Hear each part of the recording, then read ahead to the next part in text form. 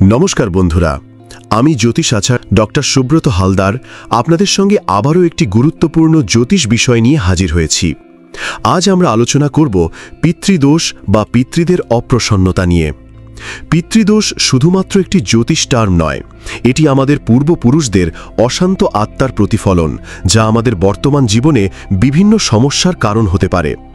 আজকের ভিডিওতে আমি আপনাদের জানাবো পিতৃদোষের 5টি প্রধান লক্ষণ, এর পিছনে জ্যোতিষীয় কারণ এবং পরীক্ষিত প্রতিকার। চলুন শুরু করা যাক। প্রথম লক্ষণ, হঠাৎ অর্থ সংকট ও ধনহানি। পিতৃদোষ থাকলে ব্যক্তি বহু চেষ্টা করেও অর্থ সঞ্চয় করতে পারেন না। হঠাৎ চাকরি যাওয়া, ব্যবসায় ক্ষতি বা ধারদেনা বাড়া এসবই পিতৃদোষের ইঙ্গিত হতে পারে।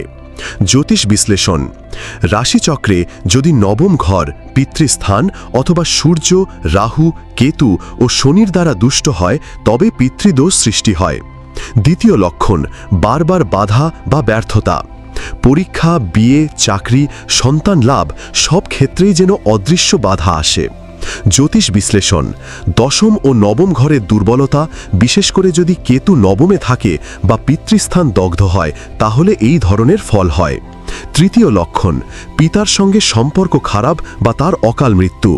পিতার সঙ্গে মতভেদ, মানসিক দূরত্ব বা অল্প বয়সে পিতার মৃত্যু, এই ঘটনাগুলি স্পষ্ট পিতৃদোষের ইঙ্গিত।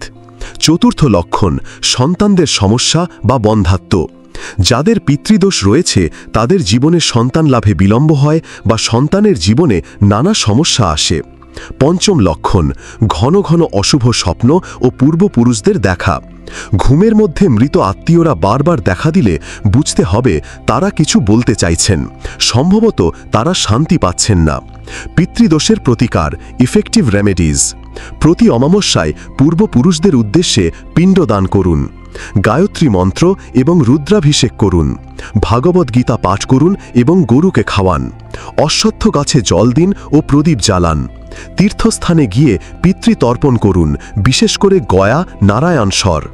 বিশেষ টিপস: শ্রাদ্ধপক্ষের সময় পূর্বপুরুষদের উদ্দেশ্যে যে কোনো দান পুণ্য করলে তা শতগুণ ফল দেয়।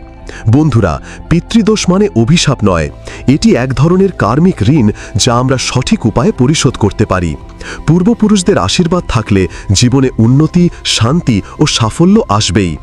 আপনার যদি পিতৃদোষ নিয়ে কোনো প্রশ্ন থাকে তাহলে কমেন্টে লিখুন অথবা আমাদের চ্যানেল থেকে ব্যক্তিগত পরামর্শ নিন। ভিডিওটি ভালো লাগলে লাইক, কমেন্ট ও শেয়ার করুন।